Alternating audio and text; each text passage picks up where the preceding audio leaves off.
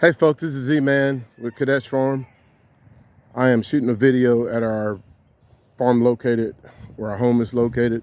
Usually I shoot video at our 30-acre farm that we're renovating. And right now I have just released the sheep to a garden area that we used to garden in, and we allowed the sheep to take over. And it just, before I knew anything about rotational grazing and stockpiling, this area was just dilapidated. And I started rotational grazing, starting allowing the land to rest. This area that I'm in used to look like this, and I'll explain this area here in a bit. But I started letting it rest and started putting different type grass seeds, the Zabra grass seeds, in this area. And look what we have. This area this summer was so dry because of the extreme drought that we had here in the state of Tennessee. And now we are able to allow the sheep to come in and graze. And we have a bunch of ewes that are pregnant, and this will do them some good in regards to feeding the, hopefully, all twins that they have inside of them. This area is roughly, in different spots, the grasses are 10 to 12 inches tall, taller in some areas like over here, due to the fertility in the area. And it's actually doing pretty good. I had a cool season mix that I had put inside this area. As you can see, I have brassicas growing, and I'm so happy that a lot of it took hold, took seed. I had seeded this area, and I had to overseed, broadcast basically, because my chickens were coming out here clearing it out for me. And my wife was laughing at me, and I was determined to make this stuff grow. Oh, this area here is roughly about, if you can see my foot, that's about 10, 15 inches. That's about 12 to 15 inches tall. Of different grasses. I put some ryegrass, cereal rye, clovers, and just a lot of different cool season mix, because I wanted to allow the sheep to have an area to eat while they were pregnant. We used to just allow the sheep to breed and do whatever they wanted, and we lost so many lambs when it came to them giving birth in December, January, when ice was on the ground. And I said I was done with that. I watched a lot of videos, and one of the things that Greg Judy mentioned was putting the rams in December. And that's basically what we decided to do.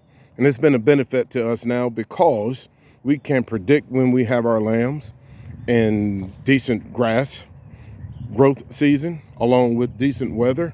So we should have a mortality rate that is a whole lot less than what we are accustomed to. So we are hoping for a wonderful lamb crop, and I'll be sharing those videos. As you can see, I would assume all of the larger ewes are pregnant, and I hope and pray that they are twins. We used to have a lot more sheep than what we have now, but I started working on our genetics, and I stopped worming, stopped giving chemicals and different things like that, treating the soil different.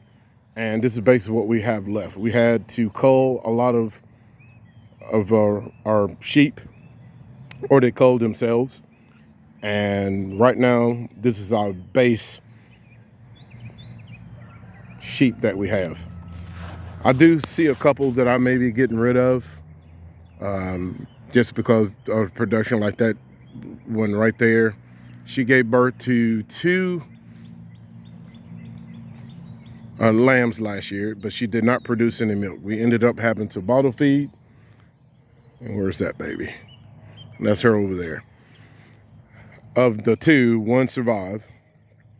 And she'll make a good pet for someone. As far as the genetics that we're looking for, when it comes to our sheep, we are wanting animals to be able to survive on the grass and not have to be treated for parasites, and want them to just be able to withstand a lot of the conditions that we have here in the state of Tennessee. Going back to this area right here, the reason why this spot I believe is still ball is we used to buy hay that was treated with grass zone. And grass zone is basically it kills broadleafs. And as you can see, it's not really anything grown in this area. This area is about 2 years old, But they say grasszones live in the soil roughly 10 to 15 years. I don't know how true that is, but I do know, based off the hay that we used to purchase for our sheep, this is the results that we had in the area that we call the goat pen, because we used to have a lot of goat. As you can see, it's all ball out there because we fed tons and tons of hay out there that was treated with grazone, for years, and didn't even know what was in it. And that's basically what we got. And if you guys are buying hay from people, please ask, what are they treating the hay with? I am so happy with the results that we're getting in this area right now, because a lot of this is, the grasses are 10 to 12 inches tall. I'll probably leave these ladies and one gentleman in here for about a day or two, at least to clip the tops, and then move them so this can continue to grow and have some forage for them to eat. I'll take you to another area that I have. Here's another area where I used to keep a roll of hay. As you can see, is really not much growing there. We do have a little bit of plantain that is starting to creep in and grow. Eventually, the clover and plantain and thistle will take over that bare soil, but I will not be having hay on a farm that has been treated. Lesson learned. Again, we're changing the way we practice with our animals, husbandry, and we're looking to make things better, especially when it comes to the genetics of our sheep and the way we treat our soils. One thing I've learned over the last couple of years in my studies of being a better husband, dealing with animals, is how you treat your soil. I'm so happy with the results that we're getting. We're getting different types of grasses growing in here. As you can look over across the fence, that's my neighbor's property. He has horses, and he has nothing growing but undesirable things that his horses will not eat. He does not practice any type of rotational grazing, and you can see the results. I have to put a hot wire up to keep his horses from leaning over on our side of the fence to try and get our grasses, because it looks so much better than what he has. I'll take you to another area where I first initiated my rotational grazing.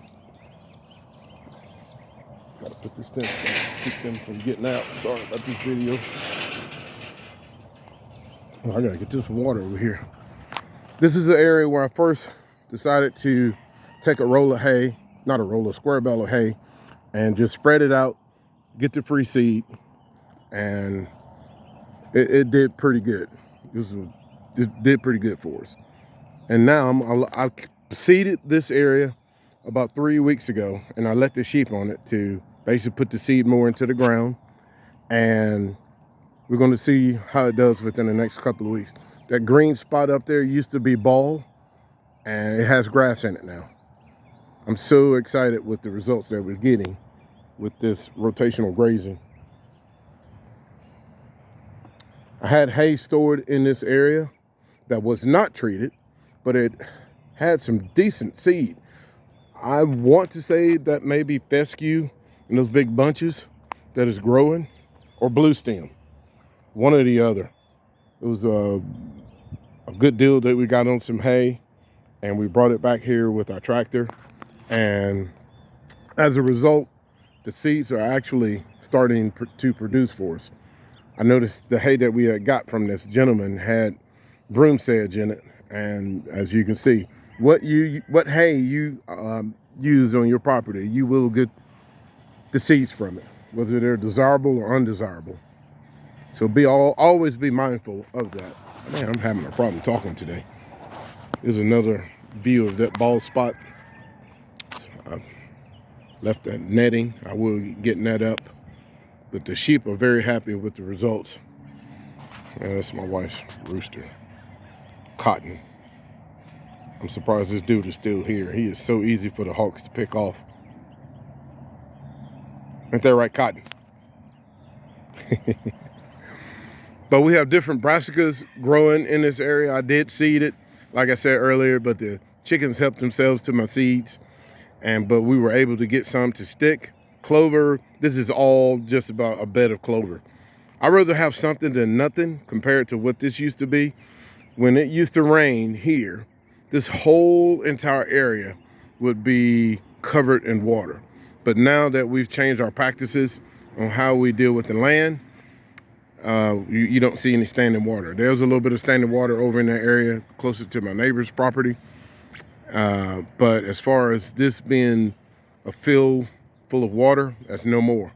Just because the soil is healthy and it is absorbing and maintaining the moisture, especially when it comes to the dry season.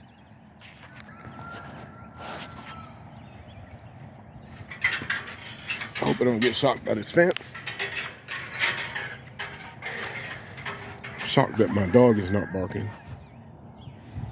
But this here, like I said, I just took the sheep out, I think a couple of weeks ago, and it's actually starting to grow and do pretty good. Ooh, buddy. We got different, either kale or turnip, I can't remember what. But I did plant a mixture back here, and it's starting to, what survived the chickens is coming through. Dandelion are growing. I mean, I feel this year is going to be a great year for growth here in the state of Tennessee. As long as we continue to get the moisture. It just rained last night. Look at that kale. I was hurriedly trying to get the sheep over into this side over here to keep them from picking that kale off. But I may eat that for myself. As you can see how tall this grass is, they are actually enjoying it. This is Z-Man, and I'm out.